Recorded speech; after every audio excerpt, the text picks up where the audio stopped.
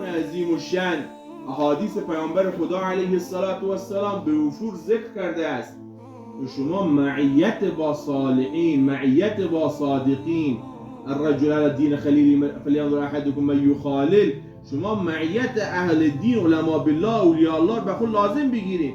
چرا که در همین مجالس اهل الله، علما بالله، عرفا بالله، اولیاء الله، اهل دل میآموزید که چطور جلوی نفس خود بگیرید.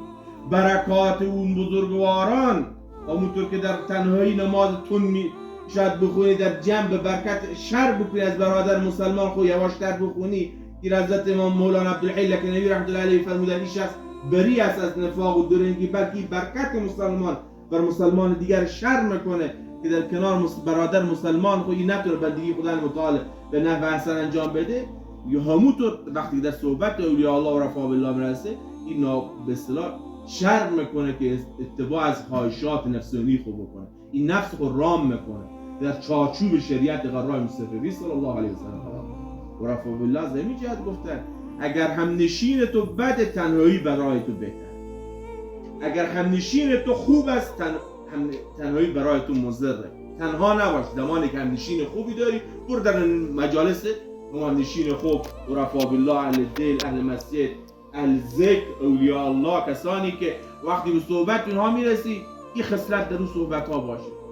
هم الذین اذا رؤوا ذکر الله، وقتی که در صحبت اونها میرسی خدا بیاد مطال نشون، دنیا رو طلاق داد، با بیاد آخرتون، بیاد اعمال خاصه، بیاد نماز روزه هستن، به اعمال دستورات شریعت قرار مصطفی صلی الله علیه و سلم، دیگه دغدغه‌های دنیوی نداره. اگر هم دغدغه دنیوی هم داره، یک کسب و کار حلالی است که از محرمات و ربا و غیره و غیره به اسلام پرهیز کنم، دوری بکنه و با هر کسی ننشینم، هم صحبتان اهل دل و عرفا بالله باشه. لا اله طریقت است که باید این نفس خود رام بکن در چارچوب شریعت قرار مصطفی صلی الله علیه و سلم. این فریضه الهی، علم تزکیه خداوند متعال فرض کرده است. قد افلح من زکاها و قد خواب من دساها. این فرضیت علم تزکیه را و مفسرین کرام فرمودن از فرضیت نماز، روزه و زکات حج بیشتر است.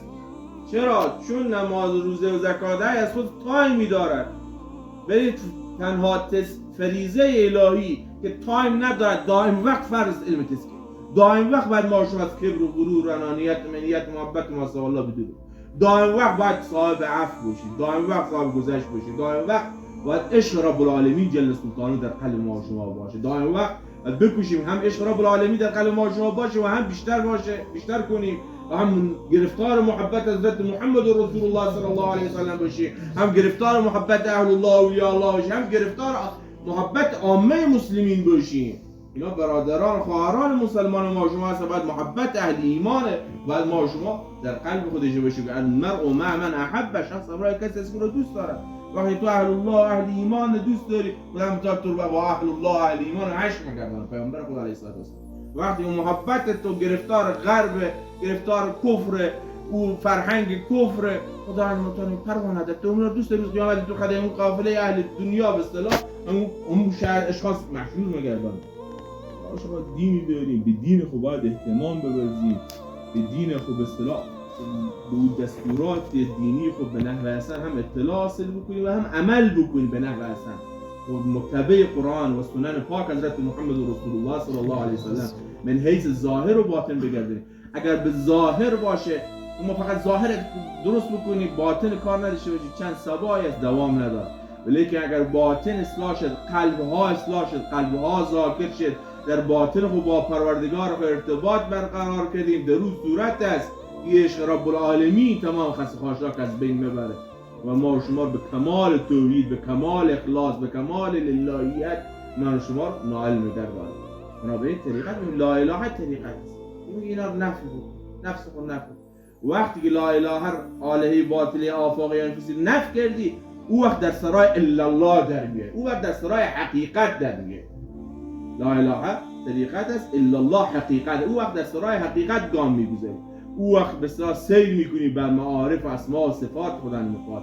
یقین انسان سر باورهای اسلامی راسخ میگرده، هرچی یقین راسخ در باشه فضیلت توش در نزد الله سبحانه و تعالی بیشتره.